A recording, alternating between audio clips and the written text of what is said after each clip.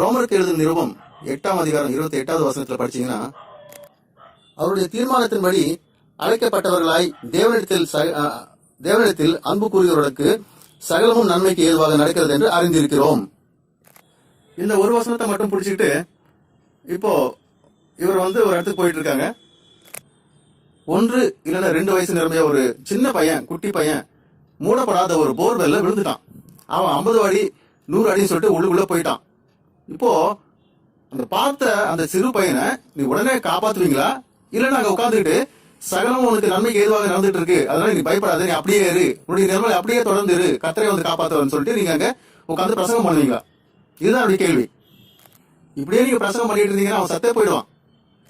நான் என்ன சொல்ல வரேன், இந்த 50 வருடத்துல கர்த்தரால் வழிநடத்தப்பட்டு கர்த்தருடைய சித்தத்தின்படி வருகிற பாடுகளுக்கும், இல்ல நீங்க ஒரு சில ஆபத்துகள்ல மாட்டிக்கிட்டு விபத்துகளை சிக்கும் போது வருகிற வலியும் வேதைக்கும் ரெண்டுத்துக்கும் உங்களுக்கு வித்தியாசம் தெரியல. அதாவது இன்னும் தெளிவா சொல்ல போனா, ஒரு பிரசவ வேதனை, அங்கேயும் வேதனை, பாடு, உபத்திரவம், அழுகுரல் எல்லாமே இருக்கும், ரத்தப்போக்கும் இருக்கும். இதனுடைய முடிவுல ஒரு நல்ல அழகான குழந்தை பிறக்கும், இன்னொரு உயிருக்கு நீங்க ஜென்மம் கொடுக்குறீங்க. ஆனால் இன்னொருவன் ஒரு ரோடு ஆக்சிடென்ட்ல மாட்டி நசுங்கி லாரி கீழே இருந்து துடியா துடிச்சிட்டு இருக்கான், தவியா தவிச்சிட்டு இருக்கான், கத்துன்னு கத்துறான், அங்கேயும் கிளீனிங் இருக்கு, வேதனையும் பாடம் உபத்திரவம் இருக்கு. இது உன்னுடைய நன்மைக்கு ஏதுவாக தான் நடந்துட்டு இருக்கு, நீ அப்படியே இரு அப்படின்னு சொன்னா அவன் சத்துருவான். பிரசவ வேதனைக்கும் விபத்துல சிக்கும் போது அங்க வர்ற வலிக்கும் உங்களுக்கு வித்தியாசம் தெரியல. பிரசவத்துல நம்ம கிட்ட நிக்கணுமே தவிர அந்த வேதனை முழுசா அந்த பெண் தான் அனுபவிக்கணும், வேற வழியே கிடையாது. அதனுடைய முடிவு ஒரு புது ஜீவன் உருவாகுது. ஆனா 2வது கேஸ்ல நீங்க அதே மாதிரி கை கட்டி நின்று அப்படியே பேசுனீங்கன்னா இருக்கிற உயிரும் போயிடும். இந்த ரெண்டுத்துக்கும் நடுவுல என்ன வித்தியாசம்? படிப்பறிவு இல்லாத பாவனே சொல்லுவாங்க.